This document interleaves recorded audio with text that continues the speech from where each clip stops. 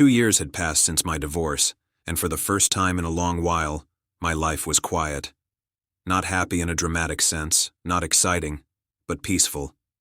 The kind of peace you earn after surviving something that nearly breaks you. My ex-wife, Laura, had cheated on me during our marriage. I discovered it the hard way. Messages she forgot to delete, late nights that didn't add up, lies stacked so neatly they almost looked like truth. The divorce was ugly, but necessary. I didn't fight her publicly. I didn't destroy her reputation. I just walked away with my dignity and rebuilt my life from scratch. 2 years later, I lived alone in a small house on the edge of town. I had a steady job, a predictable routine, and a sense of control I hadn't felt in years. I slept well. I trusted myself again. Laura was a closed chapter, or so I thought. Then one Tuesday evening there was a knock at my door. Not a casual knock. Firm. Official. When I opened it, 2 police officers were standing on my porch. My heart dropped instantly. "Are you Daniel Harris?" one of them asked. "Yes," I replied, trying to keep my voice steady. "We need to ask you a few questions." In that moment, 1,000 thoughts ran through my mind. Had something happened to a family member? Was there an accident? Did someone steal my identity? But the one name I hadn't thought of, until then, was Laura. They stepped inside, professional but serious. One of them asked me to sit down. "Do you know a woman named Laura Harris?" I let out a slow breath. "She's my ex-wife." They exchanged a glance. "When was the last time you had contact with her?"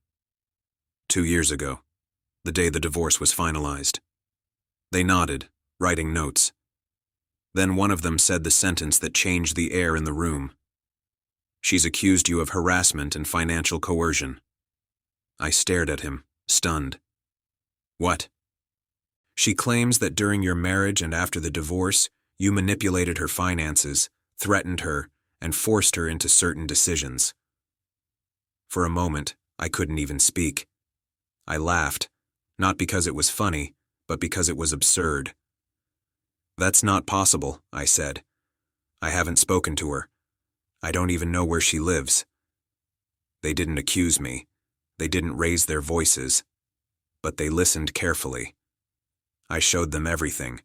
The divorce papers, the settlement agreement, bank statements proving clean separation, emails showing the last communication between us, 2 years old, calm, final. No threats, no manipulation, no contact. One officer's expression softened. "Mr. Harris," he said, "you've done everything right." That's when they told me the rest. Laura had recently been arrested for fraud. Credit cards in multiple names, loans she couldn't repay. She'd claimed she was coerced by her ex-husband, me, to take on debt and hide assets. I was her last attempt at an excuse. I felt sick. Not because I was afraid, but because the woman who once cried in my arms was now trying to destroy my life to save herself. The officers thanked me and left. I sat there for a long time after they were gone, staring at the door.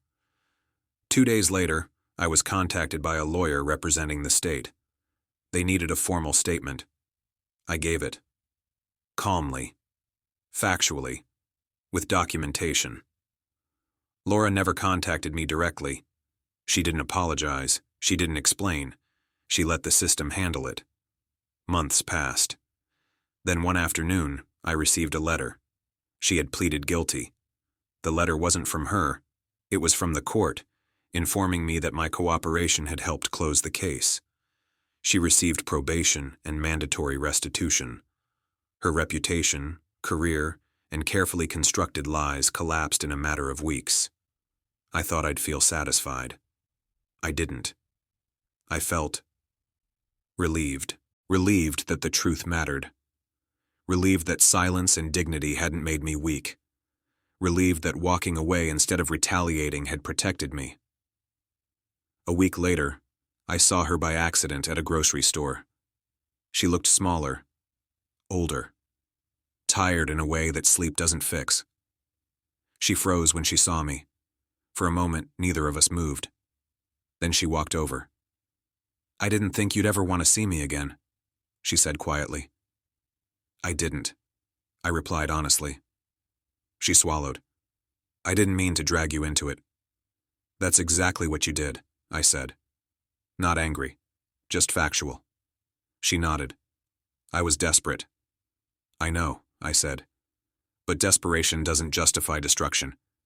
She looked like she wanted to cry. Maybe she did after I walked away.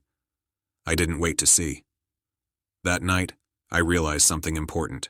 Betrayal doesn't end when the relationship ends. Sometimes it tries to follow you. Sometimes it knocks on your door wearing a badge.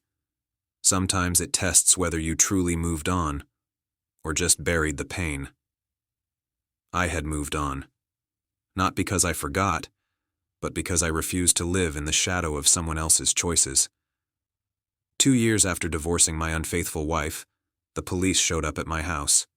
They left with the truth, and I stayed, with my peace intact.